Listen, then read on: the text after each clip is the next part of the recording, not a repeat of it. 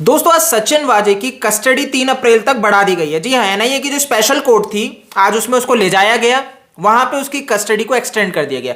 ये तो होना निश्चित था, कल ही आपको बता दिया था। जिस तरीके से बुरा फंस चुका है तो इसकी कस्टडी तो एनआईए के हाथ में रहनी है। अब एटीएस के हाथ में सारा खेल रहा नहीं, जैसा कि मैंने आपको बताया था कि एटीएस यहां पे मूव करती, बट पहले ही कोर्ट ने कह दिया कि अब एटीएस का इसमें कोई योगदान नहीं है, वो मनसुख हिरेन का केस सॉल्व नहीं करेगी, अब एनआईए करेगी।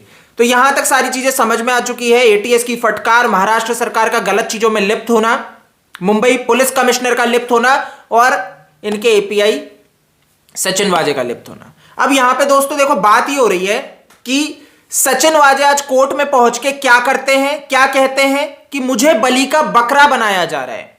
यह अहम है कि यह व्यक्ति इतने राज जानता है, इतना कुछ जानता है, इसके खिलाफ इतने साक्ष्य मिल चुके हैं।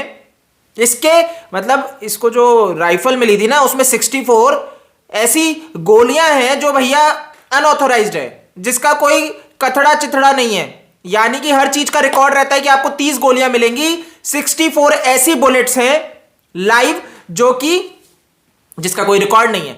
तो ये व्यक्ति जो कि एनकाउंटर स्पेशलिस्ट के नाम से जाना जाता है, मर्डर किंग है, ये मुंबई में बैठ के लोगों के मर्डर कर रहा है। इसको भैया सरकारी भैया जो बंदूक है उसकी गोलियां हैं उसमें उसको एक्स्ट्रा गोलियां दी जा रही है अनऑथोराइज्ड तरीके से, जिसका ये क्लैरिफाई नहीं कर पा रहा कि क्या है। तो यहां पे ये व्यक्ति बुरी तरह फंस चुका है और सचिन वाजे बेशर्मो जैसे जाके आज कोर्ट में ये कह रहा है कि मुझे फंसाया जा रहा है, मुझे बलि का बकरा बनाया जा रहा है। बट मैं इसकी बात से बिल्कुल सहमत हूं।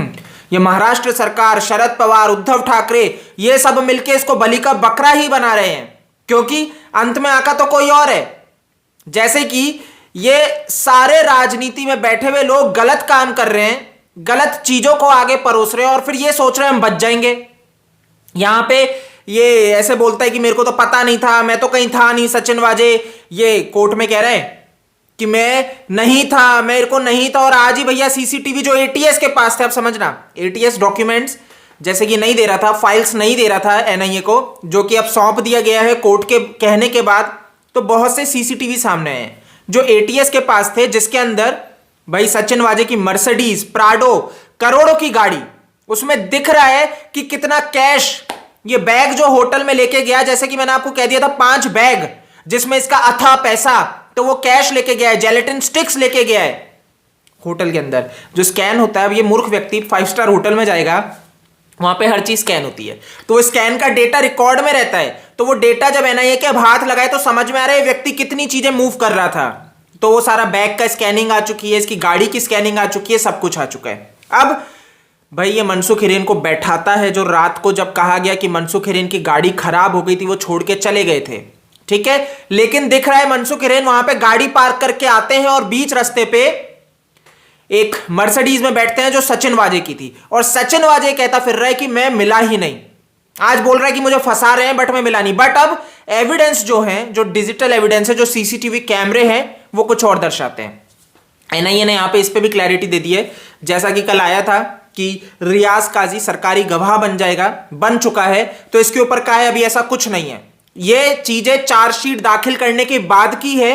अगर इसके ऊपर कोई न्यूज आ रही है तो वो सही नहीं है और ये नहीं है। तो रियाज काजी अभी सरकारी गवाह नहीं बना है और मेरे को तो लग रहा है कि बनने को था, वो मुकर चुका है ना, क्योंकि यहाँ पे महाराष्ट्र सरकार भी तो अपनी राजनीति चल रही है। और ये सचिन वाजे का खास आदमी, जब सचिन वाजे इतने उगलने के बाद भैया कोर्ट में जाके यू टर्न ले रहे हैं, सचिन वाजे इतना कुछ है ना ये के समक्ष बोलने के बाद अब बचने के लिए, ये देखो अभी थोड़े दिन पहले कोर्ट में बोल रहा था मैं बेगुनाह हूं, मेरे को कुछ नहीं पता। अब कोर्ट में ये कह रहा है कि भाई मैंने तो भैया सुपर कॉप बनने के लिए, दबंग बनने के लिए सब काम किया है।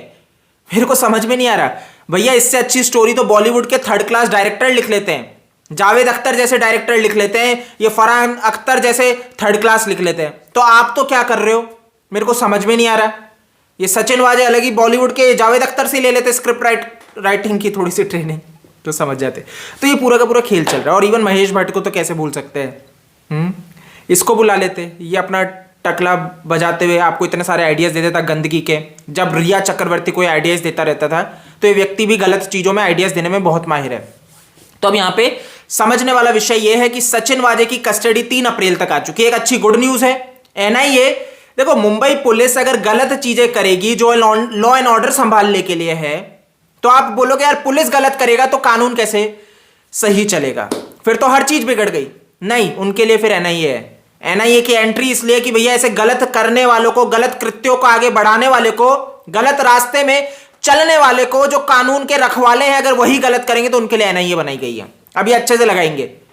सचिन वाजे को लेके आते हैं, परमवीर सिंह, उद्धव ठाकरे और शरद पवार, उद्धव ठाकरे मिलकर एक प्लानिंग करते हैं कि किस तरीके से ये आगे चलेंगे और क्या करेंगे। भाई परमवीर को भेज के सीबीआई की मांग करवा देंगे, एक लेटर करवाएंगे। साजिश है दोनों की आपस में, ठीक है। ये बहुत अच्छा खेल खेल रहे हैं भैया। अनिल देशमुख चले गए सीबीआई की मांग करते हुए। क्या खेल चल रहा है? मुद्दा भटकाने का, क्योंकि सचिन वाजे मेन कड़ी है जो मनसुख हिरेन के मर्डर को सुलझाते सुलझाते सीधे ले जाएगी उद्धव ठाकरे तक। भैया बड़े राजनीति में बैठे हुए ये पूरा जो घोरक धंधा चल रहा है, जो गलत काम चल रहा है वहां तक। तो भाई इस विषय में आपको बोलना बहुत जरूरी है ना, आपको निकलना बहुत जरूरी है, आपको आवाज उठाना बहुत जरूरी है। अगर नहीं किया है तो करना स्टार्ट कर दो। इस वीडियो को शेयर करो, बहुत आवश्यक है। इस वीडियो को शेयर करो। जय हिंद।